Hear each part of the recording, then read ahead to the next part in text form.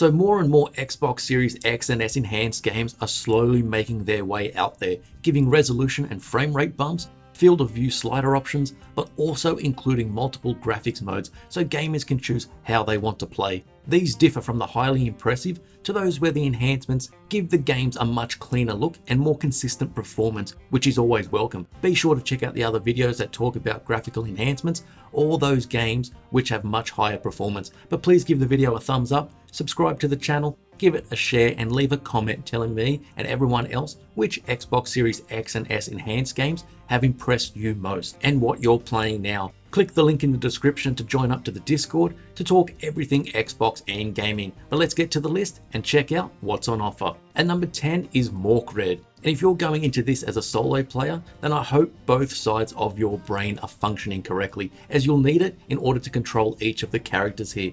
This is really best to play in co-op, so each player controls one of the characters each. But even if playing solo, there may be a bit of an adjustment as you get used to controlling each of these characters, with each getting assigned to one of the analog sticks. You'll be navigating the environments and trying not to let the characters come into contact with the dark. You'll be pushing around a light orb at times, and it's also important to not come into contact with the shadow of the other player. I failed at this numerous times, but respawning is no issue as it's pretty forgiving and you won't lose much progress. But in terms of enhancements, when it comes to this physics-based puzzler, there isn't a whole lot when it comes to things that will impress you. It runs at a smooth 60 frames a second as you make your way through this dark and strange world. It has some nice mood lighting and an interesting art style, but like I usually say at times on these videos, this isn't a game you put on to impress people with what the hardware can do, but it can be an interesting experience and it's on Game Pass.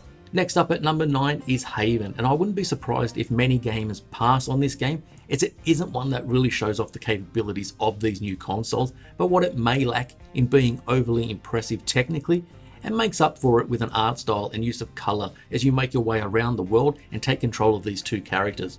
The visuals are artistic and clean, and I didn't notice any times where the frame rate dipped or chugged, and that's what I would expect. So what's there runs great and looks good. This is about two characters who escape an oppressive society to an unknown planet, where players will make their way around the environment, collecting items and materials in order to repair their ship.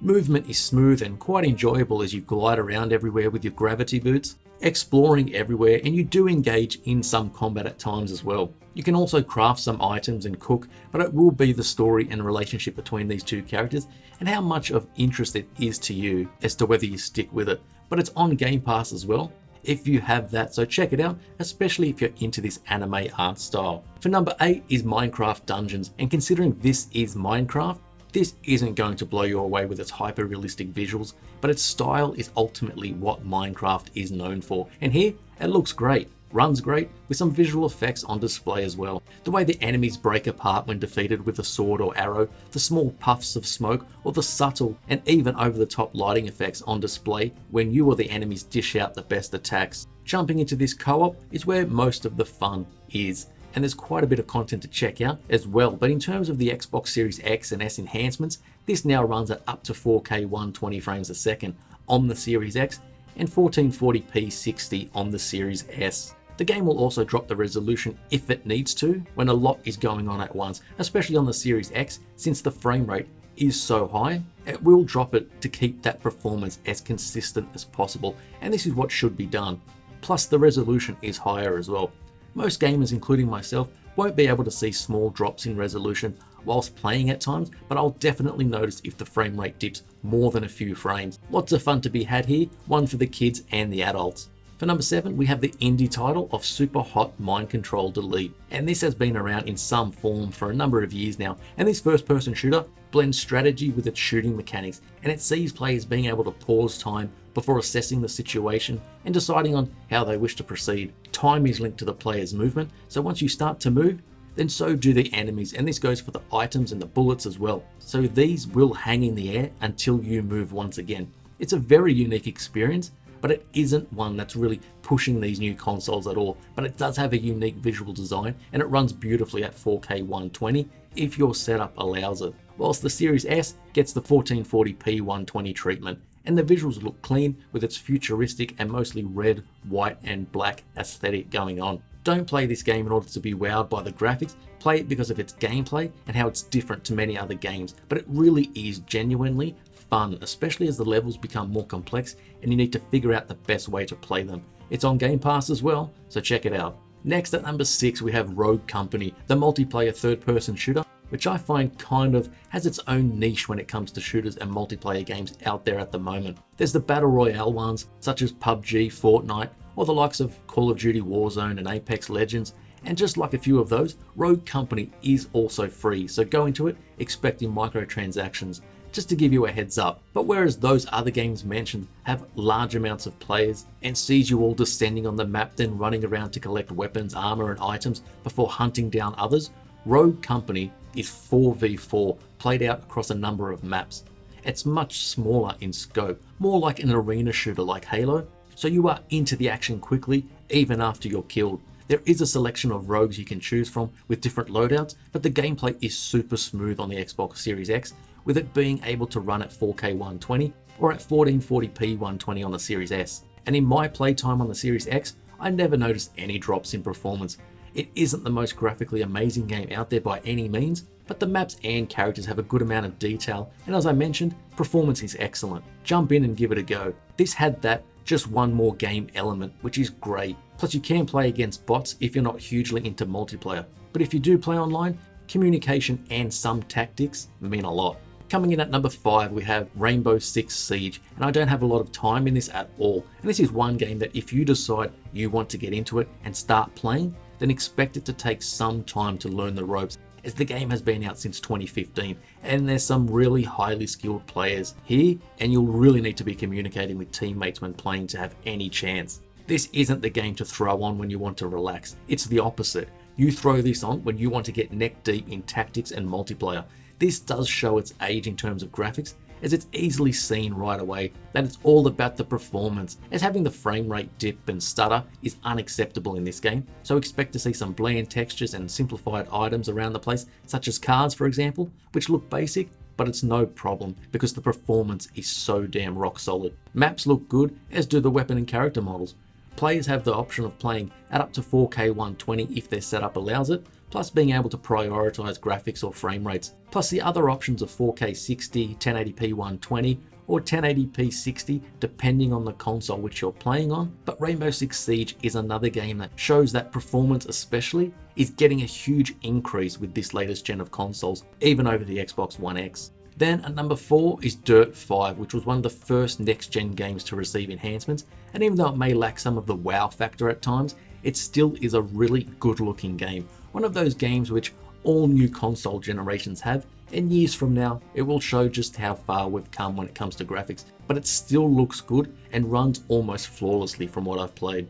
The game uses photogrammetry in order to lay the foundation of its environments, using real world footage and photos so that the environmental details such as the track, mud, dirt and rocks all look as realistic as possible, with dynamic weather which can change during races, and the way the lighting can hit the aforementioned mud or the ice and how the reflections react off those surfaces and the cars themselves. It all looks great. Then we get to the different performance and resolution modes, which are there so you can decide if you want the game to favor resolution or performance. So we have a dynamic image that runs at 60 frames a second, but Dirt 5 also comes packing 120 FPS modes for those with TVs that support it. It's great having these options on next gen hardware and these much smoother frame rates, and if you're on Series S, you still get the performance, just at lower resolutions and or settings.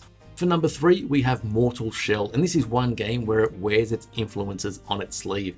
And those influences stem from the Dark Souls series, and in particular, Dark Souls 1, but with a smaller budget to play around with. The world of Mortal Shell is smaller and overall less interesting in terms of its locations and their interconnectedness than From Software's classic, but they're understandable compromises from the smaller team and budget. But this ran at 30 frames on last gen systems, and I played it on the One X, and you really feel the lower frame rate in games that require more precise movement. But now it runs at a mostly silky smooth 60, which just transforms the combat, and even just traveling between areas is much more enjoyable, plus the quicker load times as well, or loading up a save after dying. It has a dynamic resolution, so it doesn't reach full 4K, but I'd take consistent performance over higher resolution, but the game also benefits from the higher frame rate and Microsoft's update to the controller to minimize lag. And these two things combined make controlling your character just much more enjoyable, and it feels more responsive. Depending on your experience with these sorts of games, it will take you anywhere from 10 to 20 hours to complete, so it's shorter than Dark Souls for example, but give it a shot if you like Souls-like games. And at number 2 we have the excellent Desperados III. And this was on one of my most recent Xbox Game Pass videos as well, and it's just so damn good. From its characters and humour to its divergent and flexible gameplay, which sees players deciding if they play more stealth-like, more action-focused, or tackling each situation in different ways. The art style I find is fantastic and really hits the Wild West notes it's going for.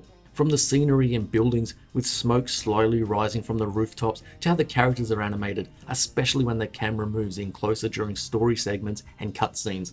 It looks beautiful at native 4K, where you can see every small amount of detail packed into each scene as you take out the enemies. I didn't get a chance to play this on any previous console, but it seems like it ran at 30 frames and had some hiccups back then. But now it seems to be locked at 60 and I didn't experience any dips at all. Not so much a game you would expect such drops in performance, especially since you're able to pause the game before making your move, but with no frame rate drops, it just lets me enjoy the game much more, and I was moving the camera and checking out all the locations too. This is in Game Pass as well. It may not be the most visually impressive game out there, but it still looks and performs fantastically, plus its awesome visual style. Check this out. Closing out at number 1, we have Marvel's Avengers on the Xbox Series X and S with its enhancements, and it's really honestly for one reason. It took an already good looking game and made it even better looking and gave it more consistent performance at the 30 frames a second, or with the option to play it at 60. I really just wish the game was much better overall as a whole, but I give credit where it's due, and the Series X and S upgrade is fantastic.